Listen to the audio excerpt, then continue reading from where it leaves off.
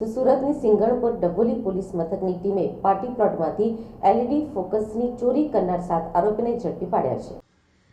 સુરતની સિંગણપોર ડભોલી પોલીસ મથકની ટીમે આરોપીઓ પાસેથી 60 એલઈડી ફોકસ અને 2 બાઇક મળીને 3.87 લાખથી વધુનો મુદ્દામાલ કબજે કરી કાયદેસરની કાર્યવાહી હાથ ધરી છે.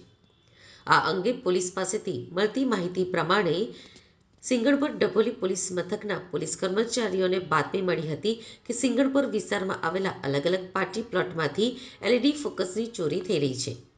આ એલઈડી ફોકસની ચોરી કરનાર આરોપીઓ ડભોલી ગામ સર્જન વાટિકા પાસે આંબાવાડી પાસેથી પસાર થવાના છે, જેથી પોલીસે બાતમીના આધારે તપાસ હાથ ધરી હતી અને વોચ ગોઠવી હતી.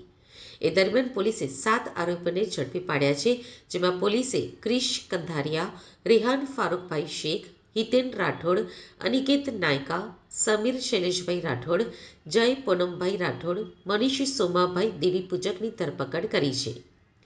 આરોપીઓની પૂછપરછમાં જણાવ્યું હતું કે 3 દિવસ પહેલા રામકથા રોડ ઉપર વૃંદાવન ફાર્મમાંથી મોડી રાત્રે 21 જેટલી એલઈડી ફોકસની ચોરી કરી હતી.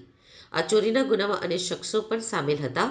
આરોપીએ અત્યાર સુધીમાં મહાદેવ ફાર્મ, સિલ્વર ફાર્મ, રાજ પેલેસ ફાર્મ અને સહજ ફાર્મમાંથી એલઈડી ફોકસની ચોરી કરી હતી. આરોપીઓ પોતાના મોજ-શોખ પૂરા કરવા આ ફોકસની ચોરી કરતા હતા અને વેચાણ કરી રૂપિયા સરખે ભાગે વહેંચી લેતા હતા. હાલ પોલીસે આરોપીઓ પાસેથી 60 જેટલા એલઈડી ફોકસ, 2 બાઇક અને મોબાઈલ ફોન મળીને 3.87 લાખનો મુદ્દામાલ કબજે કરી કાયદેસરની કાર્યવાહી હાથ ધરી છે.